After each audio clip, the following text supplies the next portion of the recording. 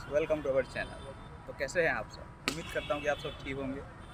तो आज के इस वीडियो में हम लोग बात करने जा रहे हैं एक तो पोएम के बारे में जो कि मैंने खुद लिखा है। ओके, तो आज का जो पोएम है वो है फादर ऑफ द नेशन के ऊपर। फादर ऑफ द नेशन बोलने से आप सब तो जान ही चुके रहेंगे कि ये किसके बारे में है। ओके, तो फादर ऑफ द नेशन यानी गांधी जी। तो हम लोग मैं जो ये पोएम लिखा हूँ तो उसके बारे में मैं अभी डिस्क्राइब करता हूँ आप सबसे। ओके, तो ध्यान से सुनना, ट्रांसलेशन भी आपको करके मैं बता दूंगा। ओके, तो चलिए स्टार्ट करते हैं अपना poem, the father of the nation. There was a great man in our Indian history, bravery inside him was an unsolved mystery. He fought with the Britishers without weapons and arms. Till now, people used to sing his patriotic slang. His mainly used weapons include truth and non-violence. His sacrifices for our country are not for tolerance. He didn't want his people to fight and dead, so he pulled back his movement whenever violence was. His important movement includes Dandi March and non-cooperation, which plays an important role in country unity formation. He traveled to many countries wearing his usual clothes. Many foreigners regarded him as half-naked poor raging voices. In Quit India movement, he directed us to do or die, but was killed by his own people, which make us feel shy. He was not only the one who tried hard to make us free, but there were more rebellers whose existence we should take. तो ये था हमारा point जो कि था गांधी जी के ऊपर। तो अभी मैं आपको इसका जो हिंदी में मतलब है तो मैं आपको समझा देता हूँ ताकि आप इसको बेटर वे से समझ पाएँ। ओके, पहला line, there was a great man in our Indian history, bravery inside him was an unsolved mystery. ये सिंपल सा लाइन है। ओके, कि मतलब जो गांधी जी थे वो बहुत महान आदमी थे, आप सब उनको जानते ही होंगे कितने महान थे वो। ओके, और उनके अंदर जो ब्रेवरी थी मतलब साहस जो था वो बहुत ही मतलब हाई साहस था, वो अभी तक अनसॉल्व्ड मिस्ट्री रह गया।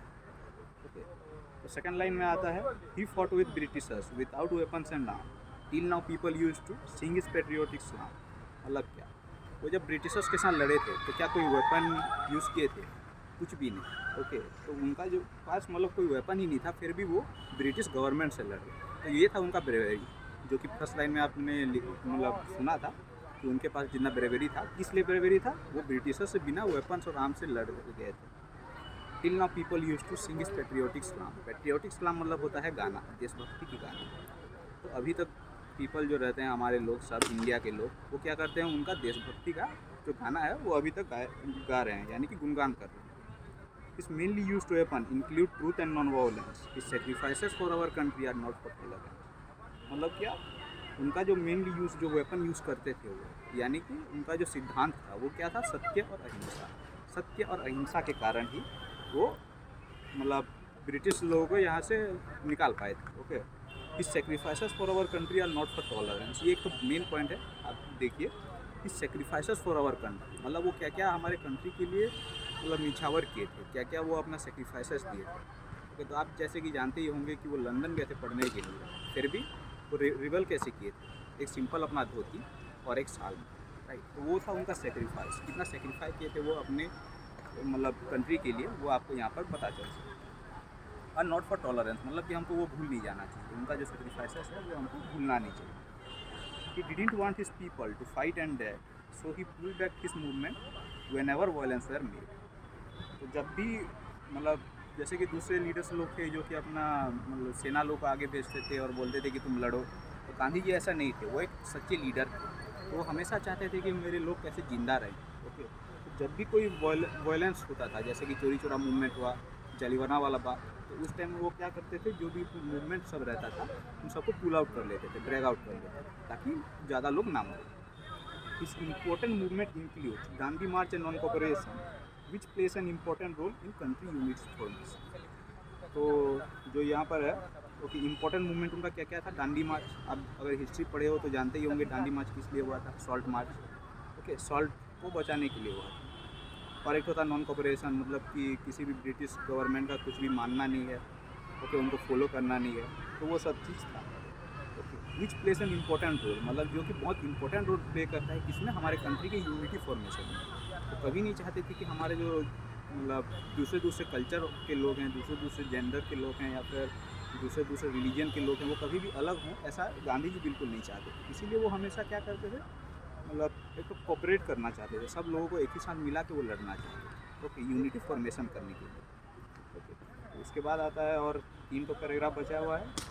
ही travel to many countries wearing his usual clothes. मतलब क्या, हम लोग बहुत सारा जगह पे गए थे, जैसे कि अफ्रीका गए थे, उसके बाद राउंड टेबल कॉन्फ्रेंस 3 पे हुआ था, तो वो इंग्लैंड गए थे। तो इन सब में वो कैसे गए थे, अपना यूजुअल क्लोथ्स पहन के। ओके, तो चर्चिल के साथ एक बार जब उनका राउंड कॉन्फ्रेंस हुआ था, तब आपको याद होगा कि उन्होंने बोला था हाफ नेकेड पुअर। चर्चिल ने गांधी जी को नाम दिया था हाफ नेकेड पुअर। तो वही मैंने यहाँ पर दर्शाया है। Many foreigner regarded him as half naked poor racing boys. मतलब इतना इंसल्ट वो सह के भी हमारे कंट्री के लिए इतना कुछ किए थे, समझ रहे हो।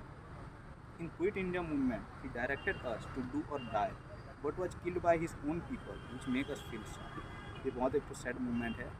जब लास्ट वाला वो जो क्विट इंडिया मूवमेंट जो कि मास बहुत फैला हुआ था, तो उस टाइम उन्होंने हमको डायरेक्ट किया था कि तुम करो या तो मर जाओ। यानी कि हमको स्वाधीनता चाहिए या तो हम मर जाएंगे, राइट, डू और डाई, डायरेक्ट बोल दिए थे। लेकिन फिर भी नाथुराम गोडसे जो कि हमारे ही इंडिया के बंदे थे, वो उनको मतलब मार दिए, गोली मार दी।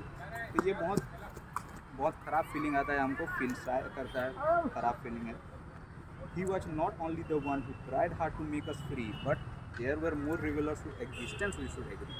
तो ये जो लास्ट लाइन है, ये मैं उनके लिए नहीं लिख रहा हूँ, बल्कि जैसे कि हम लोग कुछ रिवेलर्स को ही याद रखे हैं अभी। ओके, जैसे कि भगत सिंह हो गया, स्वामी विवेकानंद, उन सबको हम लोग याद रखे हैं, गांधी जी को याद रखे हैं।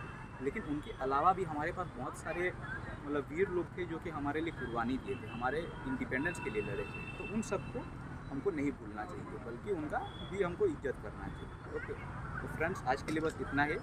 आपको पॉइंट कैसा लगा ये हमको कमेंट करके बता दीजिए, और अगर आपको ऐसा ही और वीडियोस चाहिए तो हमारे चैनल को लाइक, शेयर और सब्सक्राइब भी कर लीजिए। तो फ्रेंड्स, चलते हैं, आप मिलते हैं आपसे दूसरे वीडियो में। तब तक के लिए बाय बाय, थैंक यू।